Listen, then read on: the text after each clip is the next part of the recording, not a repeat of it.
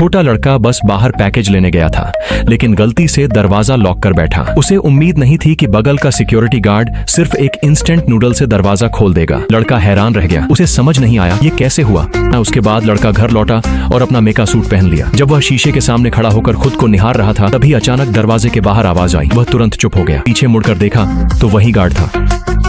लड़का डर के मारे हिल भी नहीं पाया। उसे याद आया कि टीचर ने कहा था अगर कोई घर में घुस आए तो वह या तो चोरी करेगा या फिर इंसानों को तस्करों को बेच देगा। चोर ने सोचा घर में कोई नहीं है, इसलिए वह बेधड़क चोरी करने लगा। जब वह बेडरूम में गया तो लड़के ने भागकर पुलिस बुलाने की कोशिश की, लेकिन ठीक बाहर कदम रखते ही उसका पांव खिलौने पर पड़ा। आवाज सुनकर चोर वापस लौट आया।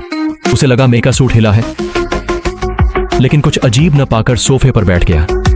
तभी लड़के को जोर की छींक आ गई। चोर कुछ समझ पाता उससे पहले ही लड़के ने जल्दी से रोबोट बनने का नाटक किया। इससे चोर की चौकसी थोड़ी कम हो गई। लड़का रोबोट का अभिनय करते हुए बाहर निकलने की कोशिश करने लगा, लेकिन चोर ने रास्ता रोक लिया। लड़का डर से जड़ हो गया। अब चोर निश्चिंत होकर घर में ढूंढने लगा, लेकिन उसे कोई कीमती चीज नहीं मिली।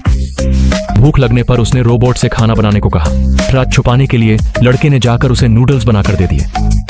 जब चोर मजे से खा रहा था तो लड़के का पेट भी गुड़गुड़ाने लगा। चोर को समझ नहीं आया और उसने सोचा रोबोट खराब है, इसलिए उसे उठाकर बिस्तर पर ले गया कि ठीक करेगा। इसी नाजुक पल में दरवाजे पर जोर की दस्तक हुई।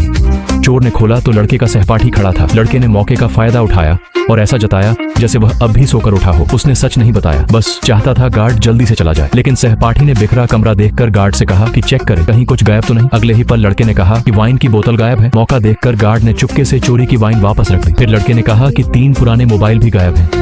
पुलिस बुलाने के डर से गार्ड ने वो भी लौटा दी। फिर लड़के ने कहा कि उसके पापा के पैसे जो लैंप के नीचे छुपे थे वो भी गायब हैं। आखिरकार गार्ड को सब कुछ लौटाना पड़ा। वह खाली हाथ भारी मन से बाहर निकला, लेकिन जैसे ही दरवाजा खोला सामने असली रेल सिक्योरिटी गार्ड खड़ा था।